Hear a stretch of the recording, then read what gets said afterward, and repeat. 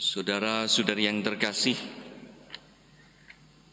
salah satu kekuatan seorang pejabat publik serta pelayan umat dan masyarakat adalah komitmen yang lahir bukan hanya dari kesadaran akan tugas dan tanggung jawabnya sebagai manusia, tetapi juga hasil dari pertobatan dan pembaharuan hidup sebagai pribadi beriman.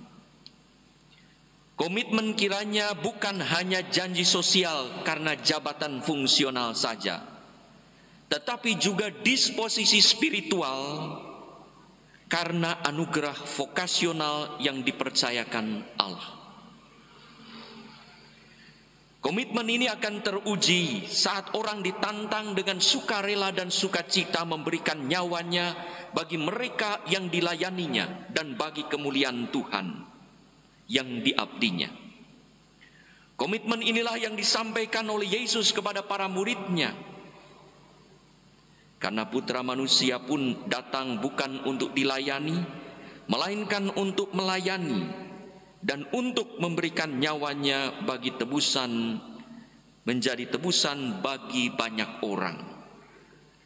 Komitmen ini menjadi keyakinan, kesadaran dan gerakan, yaitu perkataan dan perbuatan para frater diakon yang akan ditabiskan hari ini, yang mengambil tema anak manusia datang bukan untuk dilayani melainkan untuk melayani.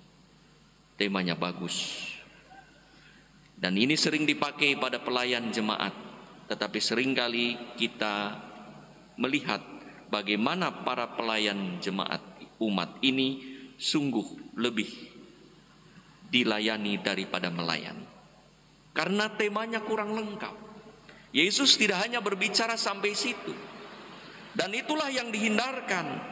Memberikan nyawanya bagi tebusan, menjadi tebusan bagi banyak orang. Dan itulah sebetulnya ujiannya. Sanggupkah memberikan nyawa? Pada saat itu bisa melayani. Tanpa itu maka hanya merupakan slogan dan tema belaka. Ada ilustrasi kecil seorang frater yang sangat dikagumi umat ketika pastoral karena pelayanannya luar biasa, sikapnya rendah hati dan hidupnya terpuji. Hingga umat pun berujar, frater yang ini boleh. Mungkin yang lain biasanya tidak boleh ya. Ia pantas menjadi pastor. Nah, aneh frater-frater ini dapat pujian itu tidak? Maka kalau umat tersebut ditanya seperti tadi sebelum homili, ya, apakah ia layak ditabiskan? Maka jawaban umat berkata, layak sekali. Bukan hanya layak, layak sekali. Mantap. Dan mudah-mudahan ke-8 frater juga, walaupun tidak terucap secara eksplisit, mudah-mudahan mendapat pujian itu dan mendapatkan kelayakan dari umat. Sayang, beberapa saat setelah ditabiskan terjadi perubahan. Ia menjadi tinggi hati, pelayanannya mulai pilih-pilih, keramahannya pun pilah-pilah. Sampai pada suatu hari ia ditelepon oleh umat karena belum datang saat hendak ekaristi di lingkungan. Ia menjawab, loh bagaimana saya bisa datang kalau tidak dijemput? Umat kaget. Biasanya kan Romo datang sendiri pakai motor. Ya, itu dulu waktu frater. Sekarang kan sudah Romo. Bukankah Yesus datang untuk melayani, bukan untuk dilayani? Kata umat. Ya, bagaimana bisa melayani dengan baik kalau tak difasilitasi? Bukankah mengikuti Yesus juga perlu ada upah, ada fasilitasnya? Umat pun berkata, kok sekarang beda ya? Saudara-saudari yang terkasih, dua murid Yesus, Yakobus dan Yohanes meminta upah fasilitas pada Yesus yang untuk berada di sisi kanan dan sisi kiri sebelum melakukan apapun. Saat ditantang Yesus untuk melakukan apa yang dikerjakan Yesus, yaitu meminum piala, mereka berjanji sanggup melaksanakannya. Yesus menyadarkan mereka bahwa upah itu akan diberikan Bapa kepada mereka yang berkenan. Upah itu bukan dicari dan bukan diminta.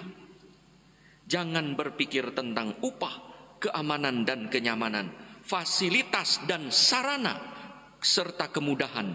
Tetapi tirulah apa yang dilakukan Yesus, yaitu datang untuk melayani dan memberikan nyawa. Pelayanan yang sungguh lahir dari komitmen yang siap mengorbankan diri karena cinta pada Allah.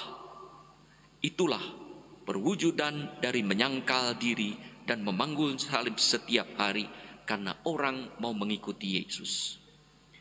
Komitmen Yesus bukan hanya lahir dari kesadaran akan tugas dan tanggung jawabnya untuk menyelamatkan manusia, tetapi juga sebagai persembahan yang berkenan pada Allah untuk memuliakan Allah, Bapanya karena cintanya. Demikianlah para murid diajak untuk memiliki komitmen kudus yang ujian terberatnya adalah kesediaan memberikan nyawa, yang tiada lain adalah ungkapan dari kasih tak terbatas bagi domba-domba yang dipercayakan padanya. Paulus telah melakukannya, maka ia meminta umatnya untuk melakukan apa yang telah diajarkan, diberikan dan dicontohkan dengan mewujudkan harapannya. Hendaklah kebaikan hatimu diketahui semua orang.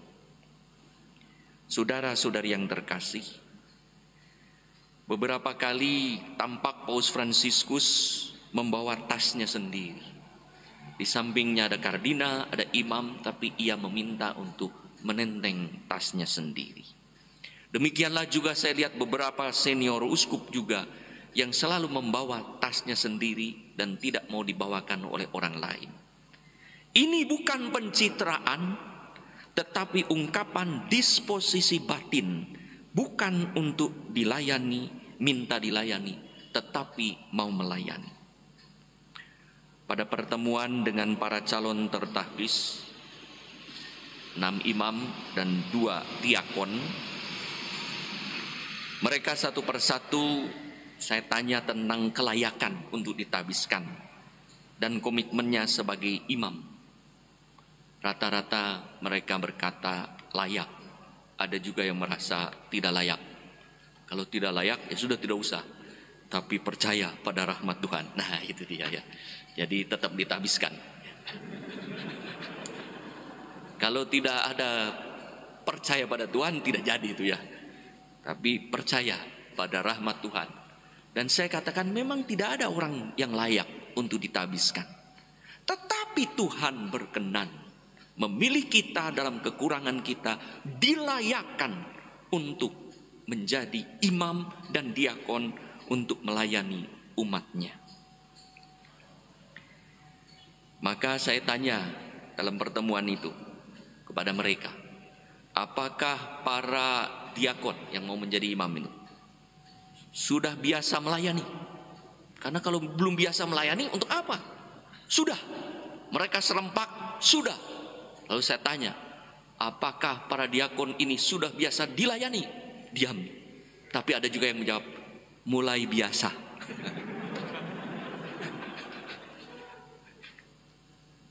Saya mengatakan, dilayani oleh umat itu adalah privilege, anugerah yang bisa kita terima dan bisa juga kita tidak terima.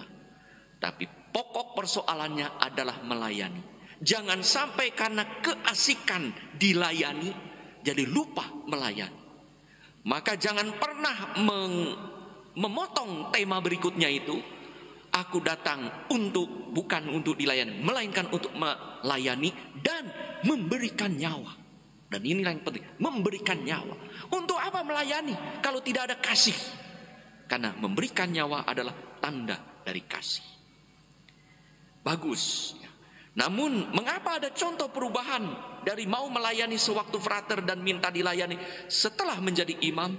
Ini terjadi karena komitmen hidup imamat dihayati hanya sebagai janji sosial publik yang terungkap dalam pelayanan eklesial saja. Padahal menjadi imam adalah komitmen yang dihayati sebagai anugerah ilahi yang melahirkan disposisi rohani yang tak tergoyahkan oleh emosi, situasi, dan kondisi apapun, termasuk kalau nyawa menjadi taruhannya, karena ia mencintai Yesus dan membiarkan diri dibimbing oleh Roh Kudus dalam mempersembahkan hidupnya pada Allah melalui pelayanan kepada sesama. Maka temanya, ingat, harus ditambah memberikan nyawa bagi banyak orang. Kalau tidak, mencari nyawa untuk sendiri.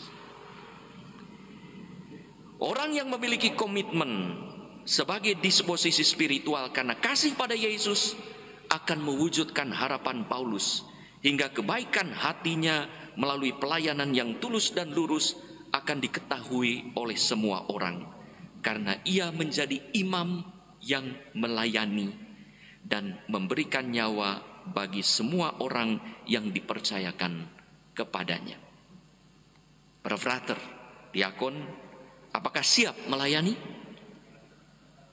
Siap, ya. Bagus. Apakah siap mati? Tidak ada yang jawab, ya. Nggak usah, nanti aja, jangan mati sekarang, ya. Melayani dulu baru mati, biaya pendidikan tinggi. Semoga ucapan siap, ucapan verbal ini merupakan ungkapan disposisi spiritual untuk memuliakan Allah, menyelamatkan sesama, dan membuat diri bersukacita dalam Tuhan. Maka tema hari ini mudah-mudahan menjadi disposisi rohani para romo sekalian.